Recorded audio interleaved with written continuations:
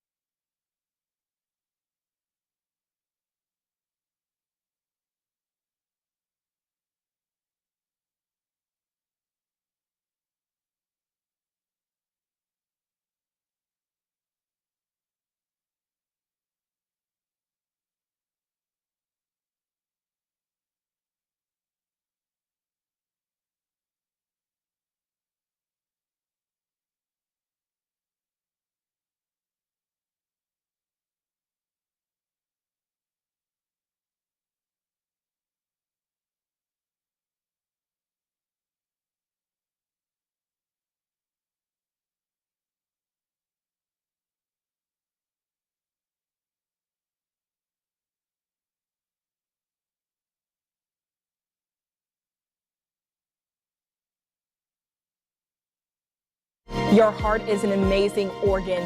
It's the most important and hardest working muscle in the human body. So what are you doing to keep your heart healthy these days? Community experts and healthcare professionals weigh in on heart health at our next KSAT Community Town Hall. We've got your heart in mind Thursday, February 16th at 2 p.m. on KSAT.com. KSAT Community, in partnership with University Health, RBFCU, and Energy Transfer.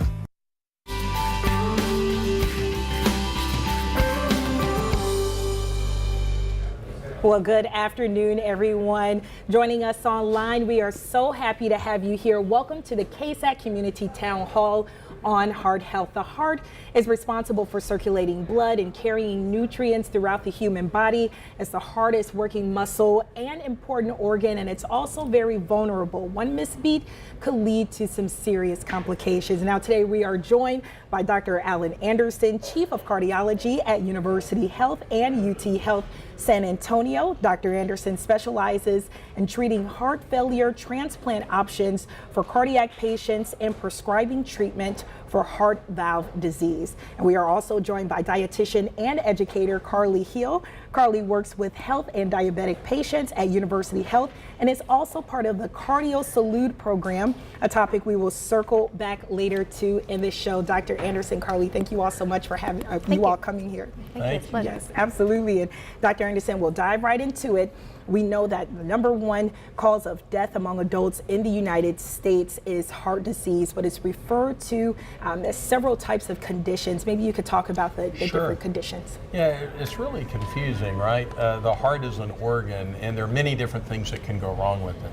The heart has an electrical system that keeps it beating, so that can go awry. There are heart valves that keep blood pumping in the right direction, so you can develop heart valve abnormalities.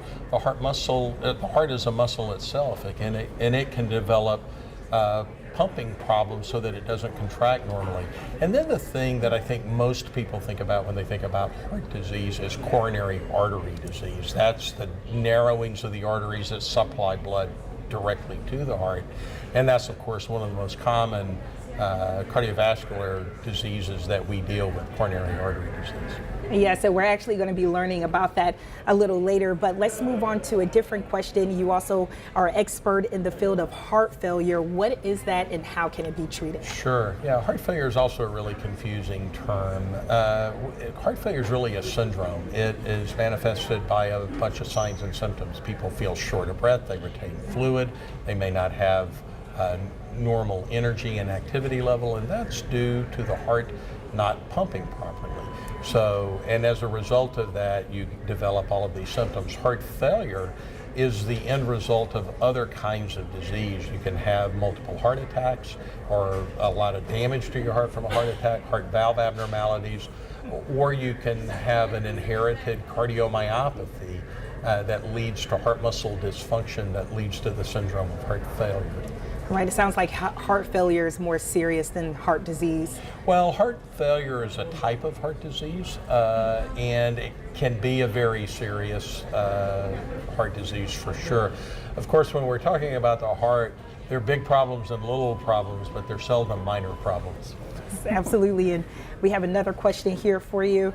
We hear a lot about plaque buildup in our arteries, as you mentioned, being the primary cause of disease or heart attacks. Is there any way we can prevent or minimize it? Sure. I think the thing that most people hear about is cholesterol and watching what we eat and knowing our cholesterol level, because we know there's a link between elevated cholesterol levels and atherosclerosis, which is the underlying condition that causes the blockages in our arteries to the heart as well as to other parts of the body. And we know that there are a lot of risk factors for atherosclerosis, like diabetes, high blood pressure, smoking is a tremendous risk factor, our family history. So all of those things. What we can modify is our behavior. And that's sometimes the most challenging thing to modify. Smoking cessation, having a healthy diet, watching what we eat, knowing our cholesterol levels, treating it if our cholesterol is too high, hopefully with diet and good behaviors, but if not, medications, and treating those other conditions like diabetes. Absolutely. Perfect. And just to branch off here, not to get too far off topic, you mentioned smoking. A lot of people are using the e-cigarettes, the vaping. Does that fall under that umbrella as well? So, we know a little bit less about those types of nicotine delivery than we know about traditional smoking. But it seems pretty clear that there's still adverse health effects associated with vaping, whether it be heart disease or lung disease even. And so I think we all feel as though it's probably best to stay away from that. Right, exactly. Well, we were talking about the plaque buildup, and now we want to just dive in and just focus in on this one person's story. She opened up, she shared with us her journey with her heart disease diagnosis and her bypass surgery and her recovery after that. Now she is 62 years old. Her name is Jackie Boyle. She felt an immense pressure in her chest, she was explaining to me, and she only felt it twice before she was diagnosed. And we're going to get a chance to listen to her story. Take a listen. One day I was home watching TV, and all of a sudden I felt immense pressure in my chest and I couldn't breathe.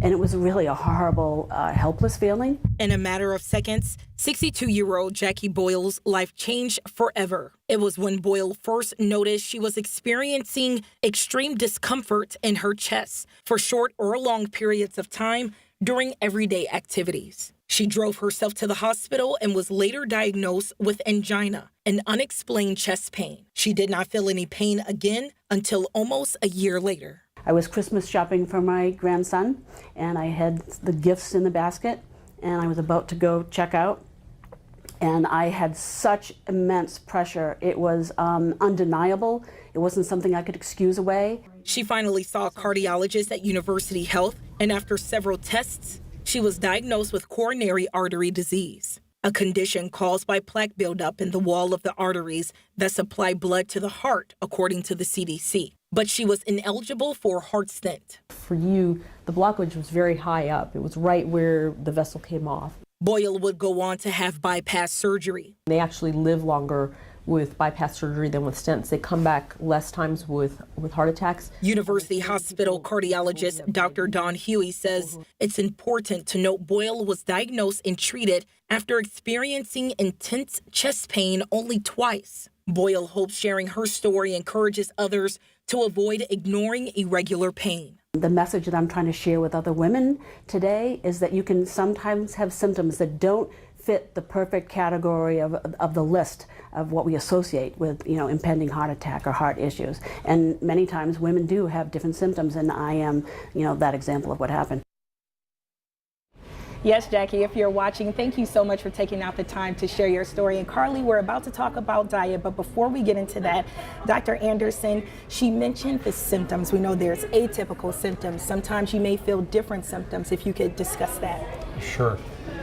She actually displays some of the classic symptoms of angina, in that the severe chest discomfort, the elephant standing on the chest, this gripping feeling. And I would say she was fortunate in that she developed something that was so dramatic it stopped her in her tracks and made her realize something was wrong. Many people don't experience those symptoms, particularly women. And one of the messages I think is really important to get out, particularly for women, is we know very well that women present often with atypical symptoms of angina, of what we call cardiac ischemia. That's the term for not enough blood getting to the heart. And the symptoms can be anything from fatigue to shortness of breath to shoulder pain, back pain, jaw pain, tooth pain, really an indigestion. We talk about the Pepsid AC failures and the people who think they're having indigestion when what they're having is a heart attack, myocardial infarction. So I tell people, listen to your body, know your body. If it doesn't seem right, check it out. Absolutely. And my last question for you before we talk to Carly, the Dr. Huey, she mentioned she was not eligible for a stent in her heart. Maybe if you could discuss that as well. Sure. The decision about the best way to restore blood flow to the heart depends on several things. Some of them are anatomic, meaning where are the narrowings, what arteries are involved. There's some arteries that are so critically narrowed. The preferred method is using surgery and bypasses. There are other areas that it can be a toss of a coin. There are some cases where we just prefer stents because it saves a person an operation. But for certain anatomical, or if there's so much disease that it would require so many stents, then coronary artery bypass grafting surgery is still the preferred method for some of those. Depending upon the types of techniques, using the right kinds of arteries can really extend life and give you a very long-term durable effect. Thank you so much for that input, Dr. Anderson. And Carly, you know, when I was speaking with Jackie, she mentioned that she only eats steak 3 times a year because she's taking her diet so serious now after everything that has happened. Maybe you can touch on the important components you should consider when creating a heart-healthy diet, if you could discuss that. Absolutely. Definitely from my practice, what I typically see is people that have a high red meat diet, but also, smoking, being overweight, not enough fruits and vegetables. Only 1 in 10 of people, actually eat enough fruits and vegetables every day. And that's something that I see a lot, that we just don't get enough of those plant-based foods that are naturally cholesterol-free and so good for your body, but we just aren't eating them. For sure. And speaking of the plant-based foods, which foods do you recommend people include into their diets? Okay, there's no foods in my book that is not okay to have. Every now and then it's okay. Generally, fried food is not good for anybody, but definitely want to include lots of leafy green vegetables, watch your sodium, get adequate water intake, and definitely exercise and no smoking. But there's a way possibly to balance it out. We're in rodeo season right now, so it's fried foods galore, Fried for on a a lot stick. of folks. But maybe there's a way to balance it out a little bit. Or? Sure. If there's any vendors out there that have a veggie option instead of opting for the donut hamburger out there, which I know is delicious, but balance or weigh out what's the risk or what's the benefit for me and my body. Is this something that I really should spend my money on and spend my calories on, or is there something healthier that I can have? And if there's not, you can always prepare in advance and bring your own snack, a healthy snack from home. Absolutely.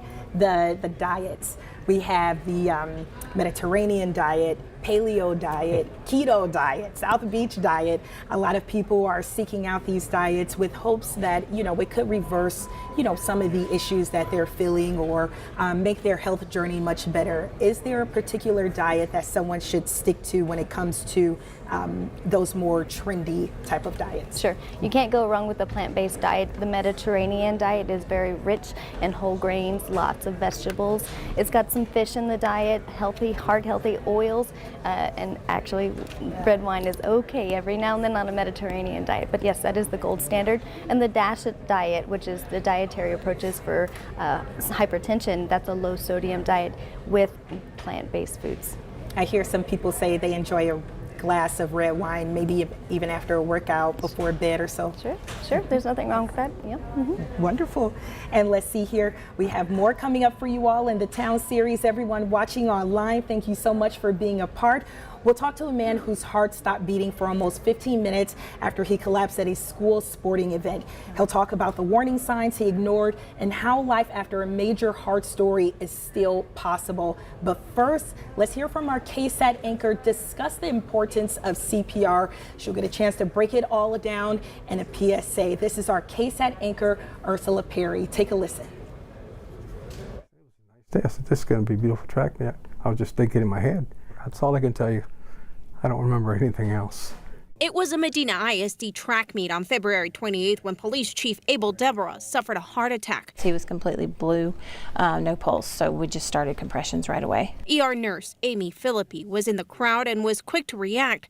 Deborah's 12-year-old daughter was there too. The main thought in my head was, I got to save this man for his family. I just have to keep going. Philippi and others continued CPR and the use of an automated external defibrillator for about 15 minutes without success until finally. So his heart started beating again. He was over 100 a minute and breathing on his own.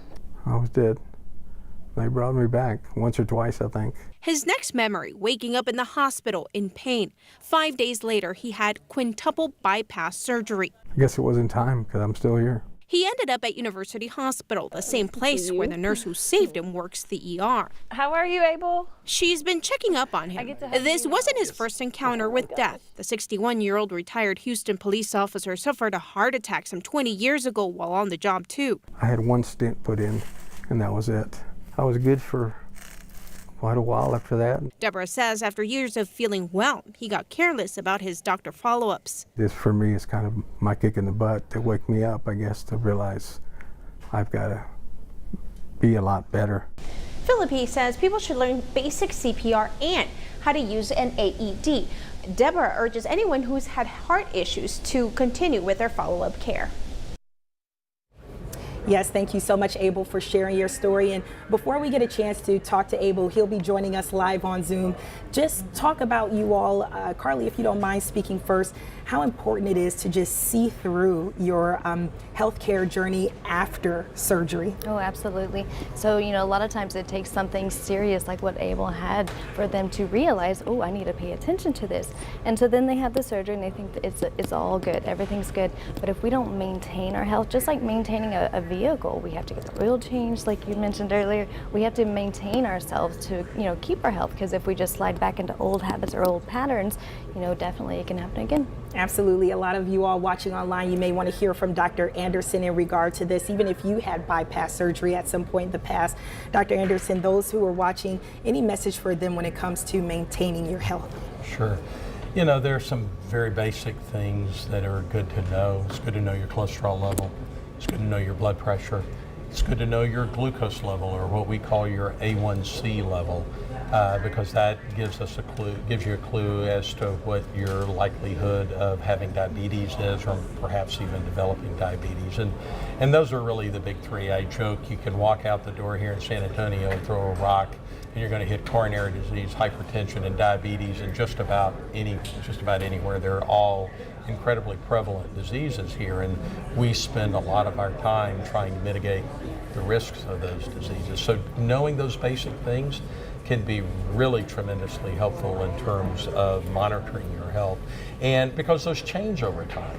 And these are things that we can modify. You can't pick your family, you can't pick your genes, but there are some of these things that can be modified. Absolutely, that's right. And you all joining us, Abel will be joining us on Zoom. I believe we'll only be able to hear him. We won't be able to see him, we will be able to see him. Okay, Abel, thank you so much for joining us. We're happy to have you. We got a chance to listen to your story. The first question we have for you is just, how are you doing today? Good, doing very well. That's wonderful. And what do you want people to take away from your story ultimately? Well, just like I was saying before, all the obvious stuff, you need to take care of yourself and try to keep moving, exercise, eat right, and, all the things that we all know we should do. Common sense, obviously, but and I think, we tend to get lazy and, bad habits, hard to break sometimes, and but we obviously need to put a little more effort into it. Thank you so much, Abel. Wonderful. Do you all have any questions for Abel at all as far as how his journey is going so far? Any suggestions you would like to share with him? No, your story is really compelling, and you're a really great example of so many things about why it's important to be prepared to handle a person with a cardiac arrest. One of the things I hear from a lot of patients is that maybe they had some warning signs that they didn't listen to or that they didn't recognize at first. Was that true of you, or did this really come out of the blue for you? Well, in 2000, right after I turned, I believe, 40, I was working out before work in Houston. I was still policing over there, and I was working out in the weight room, and I started feeling a minor pain in my chest just when I was breathing. When I take a deep breath, I can feel that little pain. And anybody that's ever exercised, you have aches and pains all the time. But it was different. I knew it was different. I'd never felt that kind of minor pain at all, especially when I was trying to take a deep breath. So I went ahead and kind of finished up my workout, and I was already at work. I thought it would pass, but after a little bit, it was obvious it wasn't going anywhere. So I went back to my station and had them call the paramedics, and they checked me, and I went downtown and I ended up, I was having a mild heart attack and I ended up getting that one stent.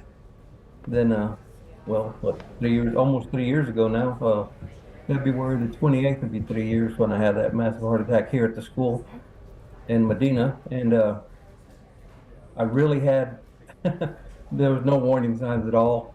I was feeling fine. It was, the whole day was pretty much over. We were having track meet here at the school, and it was after school at 4 o'clock, and I walked out, and I was walking out to the fence line near the field, and next thing I knew, I was waking up in the hospital in San Antonio. So I had no warning signs at all this time. I never felt any pain. I never felt bad. I was just walking, and next thing I knew, I was waking up. So not much I could do about that one. Yes, and Abel, you mentioned that you felt pressure on your chest. If you could describe exactly what did it feel like? Was it maybe the feeling of a heavy elephant on your chest? Was it short? Was it a long period of time? Well, you mean first time? Yes. Yes, well, I was weightlifting, so every time I take a deep breath, when I would just breathe in normal, I didn't feel anything. But when I would take a deep breath, and all of a sudden I could feel a little sharp pain in the middle of my chest, and it was just odd. You know, I'd never, like I said, aches and pains when you exercise are kind of common, but you know, everybody knows the way they feel, and I never had that pain before. I knew it was different, and it was only happening when I was trying to take a deep breath. And so, like I said, even then I probably thought about it. I let it go for almost an hour before I finally realized it wasn't getting any worse, but it wasn't going away. So I knew it was something that was wrong, something was going on. I wasn't sure what it was. So that's when I called and had the paramedics come to the police station and check me at work. But so I was having a heart attack then. And thank you, Abel. We also have our dietitian here, and she's going to share, you know, maybe a few tips that, you know, you can keep in your back pocket when it comes to, you know, snacks or lunch or dinner, or anyone watching online that has a familiar or similar situation as Abel. Sure. What I would recommend definitely is learning how to read your nutrition facts labels, what to look for. Sodium and fat are the biggest things I see at any restaurant food that you can name. Sodium is just probably what we get the most of, and that, you know, raises our blood pressure, which raises our heart failure or risk for a heart attack, definitely. And what I like to refer to, and when it comes to cholesterol, is the more feet it has, the more cholesterol it has. Yes, absolutely. Abel, thank you so much for joining us. We really appreciate you taking out the time. Well, thank you for taking the time. Appreciate it. Absolutely. And you all, CPR is one of the methods that helps save Abel's life. And we have our KSAT anchor, Ursula Perry. She did a PSA on CPR and how important it is and everything you all need to know. We're going to show you that video so you all can take a look. And as we're getting ready to pull that up, maybe we could just talk about the importance of CPR. Oh, you know, the key to survival after a cardiac arrest is restoring the circulation as quickly as possible. Remember, the brain begins to die in 5 to 6 minutes. And so you really have a narrow window, and the longer you get out from that initial event, the harder resuscitation, the less likely resuscitation is to be successful. So rapid application of bystander CPR is the number one thing we can do. And we've seen this, we saw it on Monday Night Football. The rapid application of CPR followed by an automatic external defibrillator are life-saving events. So hands-free CPR is being taught now. I don't even have to do mouth-to-mouth. Just pressing on the chest firmly, rhythmically, to restore circulation is really key. It really does make a difference. Everyone should know CPR. If you've got a family member who has cardiac disease, you should know CPR. Absolutely, absolutely. And I believe that Yes, and I was going to say, even on YouTube, that's a great resource for those who don't know CPR. Right. I'm sure it's just a couple of, minutes on YouTube. You can check it out with your family, your children, your loved ones, just to get familiar with it and get into practice. But I believe we're going to be hearing a PSA from Ursula. We'll try it again. I believe we have that video prepared, and if not, that's okay. That's all right. Did you know 3 out of 4 cardiac arrests happen at home? That means someone you love will most likely be depending on you to save their life. Hands-only CPR can be as effective as conventional CPR, and the power is in your hands. Call 911, push hard and fast to the center of the chest, and learn more about hands-only CPR at ksatcommunity.com. KSAT Community, in partnership with University Health, RBFCU, and Energy Transfer. And as we were hearing Ursula speak, we were talking about something else that people can keep an eye out for. Mm-hmm. I would encourage people that wherever they are, at a store, a mall, the airport, make it a game. Where is the AED? Because there is one, and you have to know where it is in order to find it. And if an event did happen, you know where to go. Absolutely. And you all, we're going to take a little bit of a pivot here, and we're going to discuss a different topic outside of CPR, and we will be discussing the Salud program and the nutrient-rich foods and exercise and less stress and everything that goes into it. Now, if you could just introduce Salud and just tell us what it is. Yes. So the Salud program stands for superfoods, activity, lifestyle, upgrades to yourself, like meaning managing your stress, your health, your sleep, and then being dedicated to all of those things.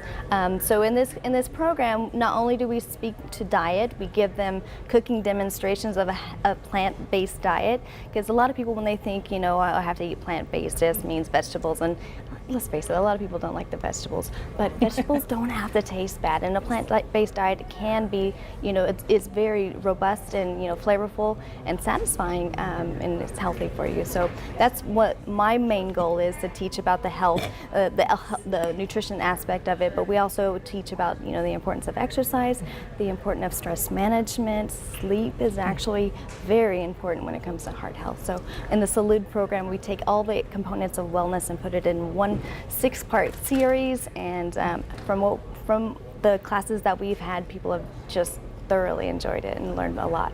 It sounds like it's a holistic approach. It is. Mm-hmm. Yes, and is it only for patients who received heart surgery? Is it for other people? Do they qualify? Mm-hmm. So it isn't open to the public yet. We're still, this is our second cohort of, people. The nurse practitioners that are putting it on, they are picking the people who have had something like a coronary bypass surgery in the past, or who have high, likelihood of having a heart attack, and we're putting those people into the classes because they need it the most. And we were talking about the whole health approach. Talk about how food has an impact on depression and stress. Absolutely. Well, for sure, people that emotionally eat, what's the first thing we do to make ourselves feel better is to eat. But a lot of times those foods that we choose aren't the healthiest for us, and so it just kind of creates that endless vicious cycle of eating because you don't feel good, and then you feel bad about yourself, and then eating because you don't feel good, and then you feel bad about yourself. And so there's a lot of things that you can do with your diet to help you feel better. And actually, when people do start implementing these programs and what we're teaching, it's so rewarding to hear them say how much better they feel and how much healthier they are. Like, it's almost like a little, yay! Dr. Anderson, food, it can have an impact on your sleep as well? Oh, sure. I think, so many things have an impact on our wakefulness, our sleepiness, and stress, right? I mean, I think people talk about sleep. I think one of the most important things about a good night's sleep is you really let those stress hormones come down. You rest the body, you rest the brain, and you let those stress hormones come down that have been elevated all day long. People ask about stress in the heart. This is really the way that plays in. And of course, what people don't realize is all of those stress hormones also cause us to metabolize differently. We end up putting on more fat than we would like to. Mm-hmm. And this is where seeing a nutritionist and dietitian is so important. What she brings to the table for all of our patients is really powerful, because it's not about, we used to joke and say, well, if it tastes good, spit it out, because it's not good for you. And that's just the wrong way to think about it. So much healthy eating can be really good. And a lot of us, you know what you know, right? You know what you grew up with, you know what mama made, you know what grandmama made. Exactly. And no offense to mama or grandmama, but sometimes we got to move beyond that. And so having someone who can help us do that and feel good about it and be confident about it is really important. And I think that speaks to another thing is that, if we are cooking in a certain manner, because that's what, we've been raised to know, is if we're going through the drive-through, 7 days a week, that's what our kids are going to learn, and that's what they're going to do as they get older. So it starts now. It starts in the kitchen. Get them in there. Teach them how to cook these foods so they know how to do it, so when they become adults, they're more likely to do it. Very true. The popular drive-through food meal for kids, I would say, is chicken nuggets. Everybody knows it's chicken nuggets. Everybody loves the chicken nuggets. But maybe you all can walk us through the exercise portion, what that can look like every day for someone who's not motivated, but they know, hey, I need to get out of bed, I need to get outside, I need to take care of my heart. What can that look like? And you all can both touch on that if you like to. Sure. What we like to stress is find your why. What's your why? You've got to know why you want to improve your health in order to stick to it. Because let's face it, motivation wanes, right? And so, but if you have a really good reason, like I want to just be able to hug my kids better or keep up with the grandkids that I'm watching during the day. I want to, be there present for them when they graduate. Find your why. And so when we find our why, we can really hone in, and especially those hard days when we just don't want to do it, we can, this is why I'm doing it, and it helps us stay on track. Yeah, and I think one of the things to do is look, it'd be great to, if you can go to the gym every day, you can have this workout, that's fantastic, but right, life is busy, life is complicated, we've got kids, we've got all this other stuff going on. So how can we do things in our daily living? Well, walking places. Taking the stairs. Wow! Rather than waiting for that elevator for a flight or two, take the stairs. Walk up the hill. Walk around the house a couple of times. Go outside. Take a couple of laps around the block. Even if you feel like you don't do anything and it's really hard, make an effort to do that. Those kinds of first steps are really important. People often say, "Well, if I'm not out running, then I'm not exercising." Not true. Not true, and if you're not used to running, then that's not the way you want to start exercising. Exactly. And I'm a big lunch break advocate for desk workouts. There's so much that you can do in just the space of your own office that knock it out in 15 minutes and then spend the rest of the 15 minutes eating a healthy plant-based diet. Something quick and easy that we all can find time to do. Absolutely. Even here, a lot of folks, they'll go outside, they'll walk around the block, they'll do maybe a lap or two just to kind of get out, get the heart pumping, get the blood flowing and everything. So thank you all so much for that. And those were the different components of Cardio Salud you touched on, the food, the sleep, the exercise. Is there another topic that you would like to dive into when it comes to Cardio Salud that other people can keep in mind? Sure. Something other people, or a lot of people, take for granted is being mindful of what we're doing. So when we're just watching TV and we've got a chip bag in front of us, we're not paying attention to what we're doing. And before we know it, the bag's gone, right? And so being mindful and being present in your body and knowing, am I really hungry, or why am I, hungry? And then as you're eating, check in with yourself again and say, okay, no, have I had enough? Do I feel satisfied? Is it probably time to stop? Because if you're not paying attention to this, before you know it, you've eaten the whole bag. And so just being mindful, meditation, those are really big ones that we teach about. Yes, meditation, mindfulness, 100% agree. It's life-changing. Yes. And one of my last questions about Cardio Salud, do people typically lose weight towards the end of the program? Absolutely. There's one person that comes to my mind. He's lost like 50 pounds. His A1C's improved, that he's already in non-diabetes A1C range. His cholesterol is beautiful. I think you're his doctor, and you took him off the medications, and so it's just life-changing, and just to see the brightness in his face and how happy he is compared to where he started, it's just amazing to see. Wonderful. I appreciate you all discussing that topic. I do want to talk about maybe some of the viewer questions. Here I got my great partner here, our producers. We're pulling up some of those questions, but I have some of them listed here. Now have you all answer it, so I'll just list off a few. One question we have here, can long haul COVID symptoms have an impact on your heart? Yeah, that's something we're seeing more and more. And the short answer is yes, and the longer answer is maybe in a couple of different ways. One of the things that we see is it affects some of the nervous system that controls blood pressure. So we see people who have real problems with regulating their blood pressure, and so they may have fluctuations in their blood pressure as they change positions, or even if they don't, and we don't fully understand that, but that's one manifestation of it. I think also it just makes people, it really causes them to feel poorly. They're less active, they're less engaged, and I think that can be a challenge as well.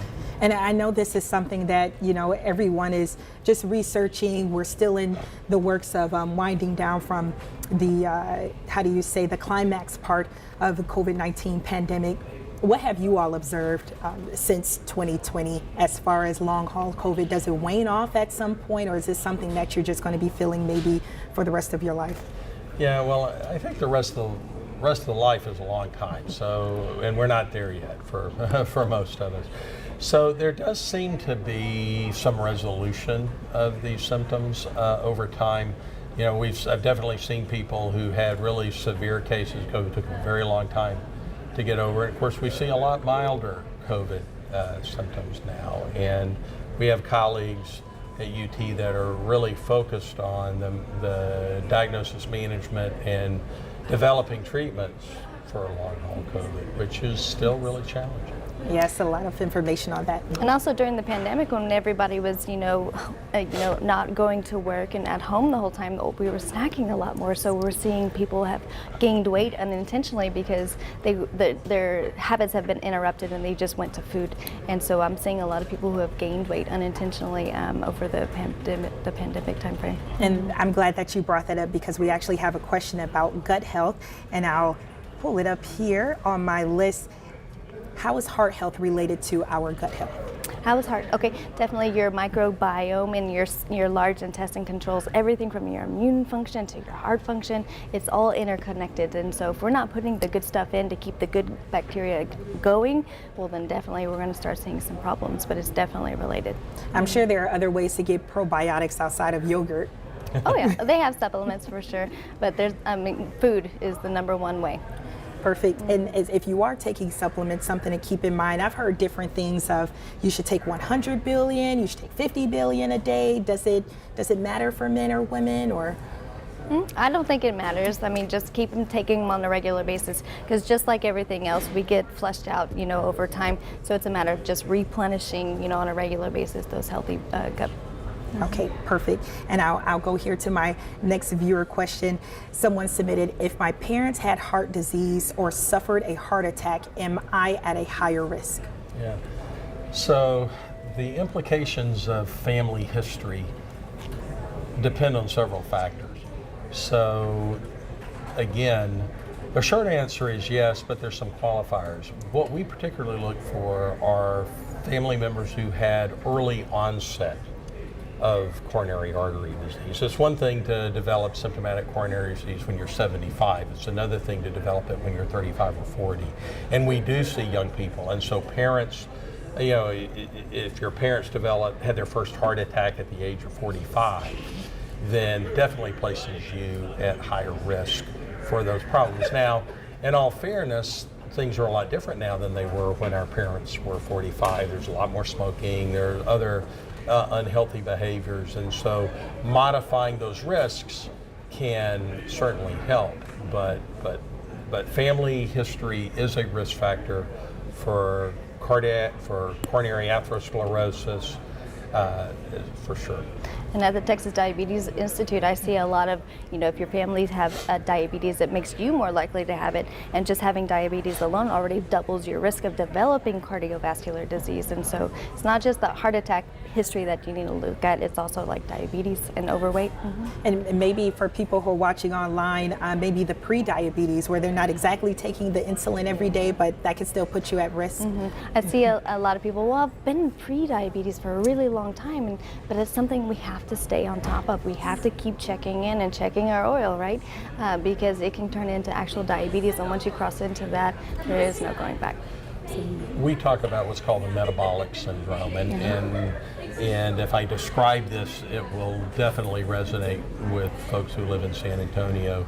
The components of the metabolic syndrome are obesity, hypertension, diabetes, and when we talk about obesity, we talk about central obesity, and when you put all of that together, those people are at much greater risk for all of the cardiovascular complications and all the metabolic complications like diabetes. Of course, tie into that, we haven't even talked about it, but it also places you at risk for kidney dysfunction or kidney failure, and for circulatory problems in your extremities, what we call peripheral arterial disease or PAD, and then of course finally stroke, which is atherosclerosis in the brain and also a leading cause of not only death but terrible disability. Yes, and maybe we could just touch on that before I get to the next viewer question, stroke. We could talk about the science of stroke, Dr. Anderson. Sure. Yeah, stroke is a condition in which you have either a blood clot, block an artery, a blood vessel to the brain, or there is a hemorrhage from a blood vessel into the brain. There are risk factors for it: atherosclerosis, hypertension, maybe even some hereditary issues. And the symptoms of stroke are typically, you may have a headache, you may suddenly just notice that you've got a loss of function. You might not be able to speak properly. You might not be able to move an extremity or several extremities normally. And stroke is what we call a heart attack of the brain. It's an attack it's a brain attack as opposed to a heart attack.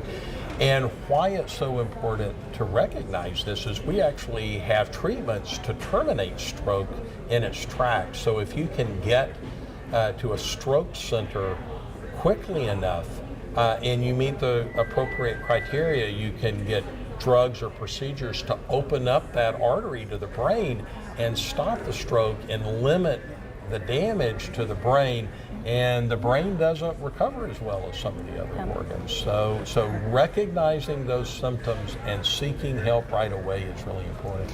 Yes, absolutely. Thank you all for commenting on that and explaining, the symptoms of stroke and of course what you need to know, before you out the door. And you enjoy some of that rodeo food, some of those fried foods. I appreciate you all touching on the different topics. I believe we are going to hear from another medical professional, and she's going to be discussing the top 5 things that you should keep in mind when it comes to your heart health. You all take a listen. So there's 5 things you could do to improve your health after you've had some type of major heart event. I would say, number 1, start making changes to your diet. Really load up on your vegetables. That's the biggest thing you can do. I tell my patients to fill up half of your plate with vegetables if you make no other change today. Secondly, I would say to get more active. Find ways to move more. It can be around your home, going for a walk, riding a bike. It doesn't have to be at a gym. 3, I would say to really find ways to healthy ways to reduce your stress level. That could be meditation, that could be journaling, that can be talking to a friend and connecting more. That leads to connections. That's a huge one, and that's why this group has been so successful. Really connecting with other people in your community, with your family or friends, even if it's one person. We really do better when we connect with other people. It's really good for our health. And lastly, I would say reach out to your healthcare provider, to your clinic. Find resources that can help support you in your journey. There's a lot of things online. The American Heart Association is a great resource, but your hospital, your health system, or clinic can also be a great resource in helping you making those changes. We appreciate that information. I understand that you work with Natalie, and we want to talk about fats. Let's talk about the good fats that we should eat for our heart. Okay, in general, if it's solid at room temperature, that means it's going to be solid in your heart, or saturated fats, which typically come from animal sources. Okay, so we want to choose more of our fats like avocado. A lot of people don't realize that's a source of fat. Nuts are a heart healthy fat, but even too much of a good thing can be a bad thing, so it's everything in moderation. We want to get our healthy fats from plant sources sources versus animals. Yes, wonderful. Avocado, just to branch off just a little bit before we get to Dr. Anderson. Avocado is one of my favorite fats, actually, and I'm sure a lot of people love avocado. We're here in San Antonio, right? It goes with our tacos, it goes with a lot of different things. Are there different ways we can use avocados and maybe walnuts in a creative way that's not the mundane, everyday, maybe on multigrain toast or what have you? Oh, that's my favorite. Avocado on toast is my favorite. We can, cube them up and put them in like a cowboy caviar, which is a bunch of veggies and all together, whole grain tortillas. Instead of deep frying them, we can bake them in the oven to make our chips. And so that's one little way to make it a little healthier. Cube up the avocados and put it in your salad is another way to do it. Instead of putting like animal or milk in your smoothies, maybe put some avocado in there. Oh, that's nice. That's a great idea. Yeah. Okay, avocado in the smoothie to substitute for milk. Oh, that's a great idea. Any other cardio Salud recipes or Carly recipes we should know about? Stay tuned. No. So the other day, this past Monday, in fact, we had a class and I prepared a vegetarian chili. I was really banking on that it would be cold this week, but it was not. But still, we enjoyed it. It was 100% plant-based. And then with that, we had buffalo cauliflower bites. That's one of my favorite things to bring to Super Bowl. And then for the dessert, I made a very heart-healthy apple crumble without butter. Yes. Oh, wow. There's so many different ways you can go plant-based. And I know we're talking about fats right now, but you have the chickpeas, black beans, anything to just beef it up, if you will, without beef. And I love that because, your beans and your legumes, those provide us, good sources of fiber, protein, which, if you substitute animal proteins for plant proteins, you're still getting what you need, but it also has the carbohydrates that, energize our body. So beans are one of my favorites. Absolutely. Thank you so much, Carly. Dr. Anderson, when it comes to fat, can that impact our heart? Can it impact our arteries as well? Sure, yeah. I mean, I think she described it well. One of the interesting things about the plaques in the arteries are they're different. They come in different forms and they're different consistencies.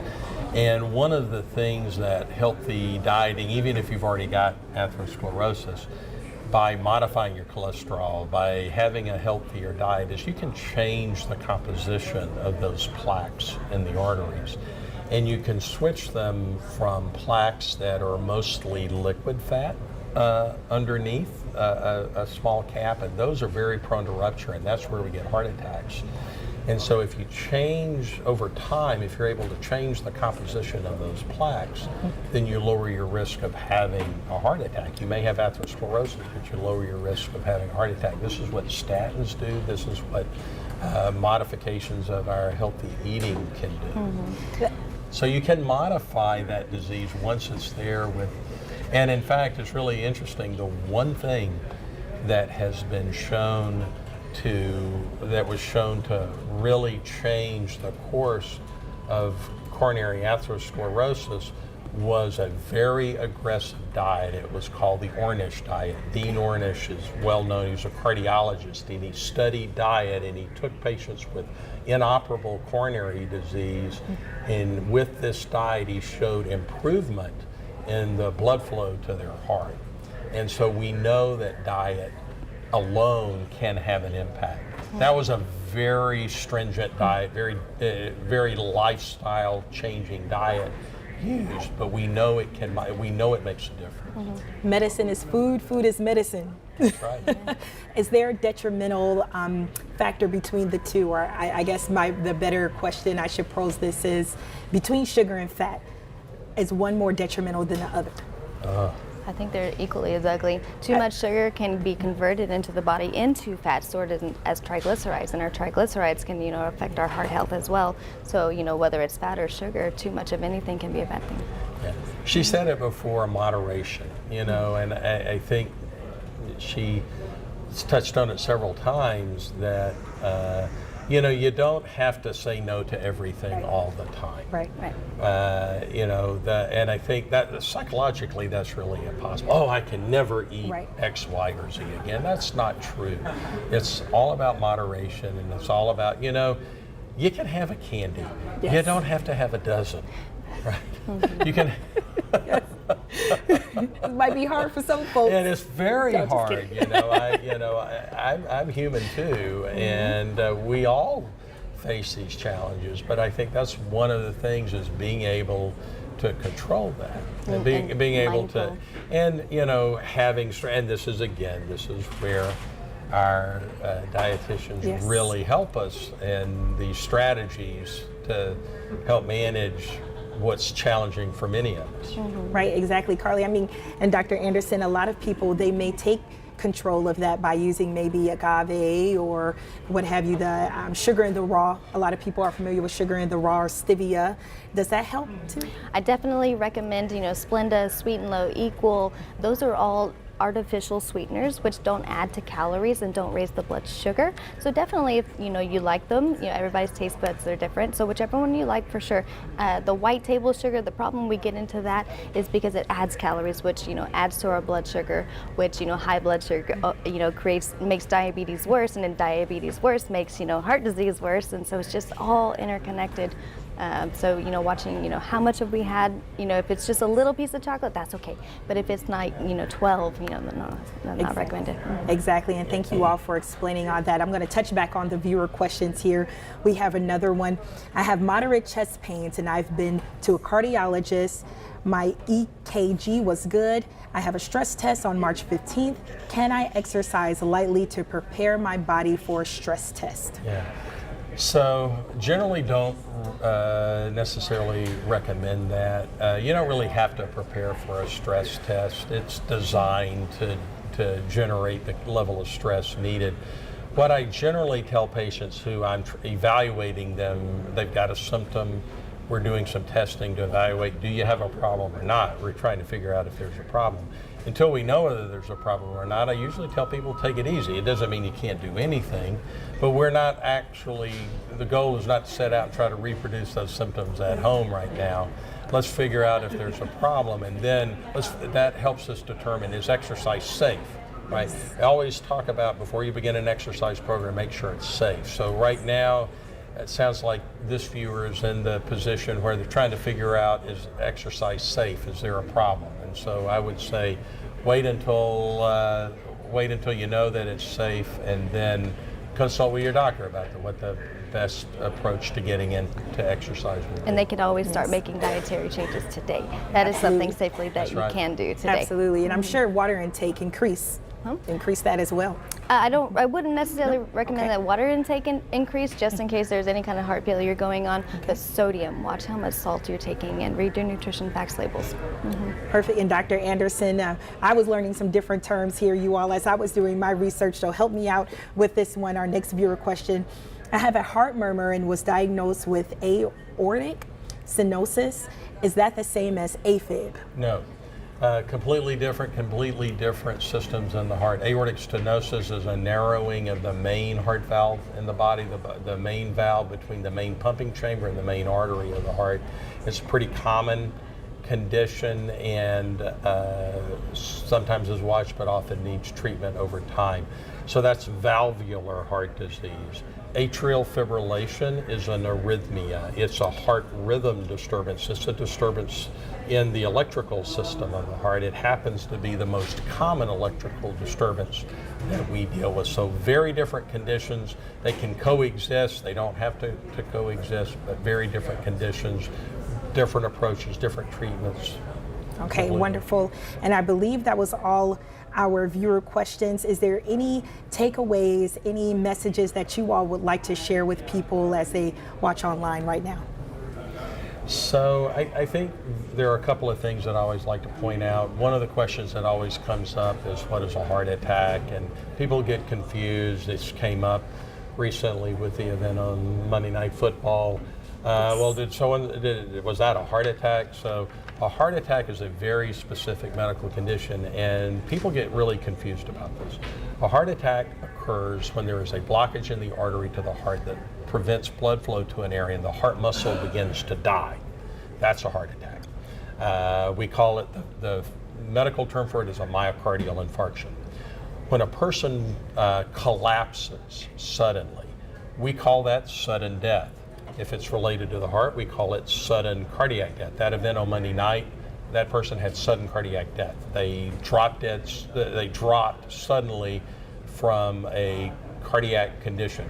Heart attacks can cause sudden cardiac death, but other things can cause sudden cardiac death as well. So that's the first point I always like to make, because it gets confusing, and when you're asking about family history, it's very different to have a history of heart attack and a history of sudden cardiac death that can mean completely different things. And then the other thing that we're recognizing now is that there are a lot of genetic causes of heart muscle dysfunction. There are things that run in families. And being aware of that, we used to say, well, what difference does it make? But now we can actually test for these things. We have treatments for these things. We can intervene much earlier. So knowing your family's history of cardiac problems is really important, because it might help us prevent an undesirable event in a young person. Yes, and we're wrapping up here, but before we go, and Carly, before I get to you, Dr. Anderson, one quick question. A lot of people may be watching this and they may be thinking, is there any way I could take a preventative approach as far as screening? Is that a possibility at all? Sure. Yeah, and there are a variety of different ways. We've already talked about some of them: knowing your blood pressure, knowing your cholesterol, knowing your family history, consulting with your physician. That gives us a risk profile. And there are calculators that your physician can use. You can even go online and find them that'll give you predictions of what your risk of cardiovascular disease or coronary artery disease over 10 years or 20 years. So that's a place to start. For people who have risk factors, it may be appropriate to think about screening, and there are a variety of different ways to screen. There are imaging tests that can be used. Your physician, talking to your physician is the way to approach that strategy. But yes, for certain people, it's appropriate to screen. Yes, thank you, Dr. Anderson. I know we just have about 2 minutes left, Carly, but is there any message that you would like to leave everyone online with as we wrap up our community hall? Sure. I would recommend people take an honest inventory of themselves. Write out, what have I had to eat for breakfast, lunch, and dinner in the past few days, and take a look and see, well, how many times did I go eat out at a restaurant? How many fruits did I have that day or in the past week? How many vegetables have I had?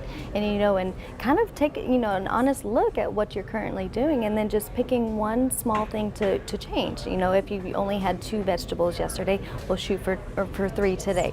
If you haven't done any exercise, we'll shoot for 10 minutes today.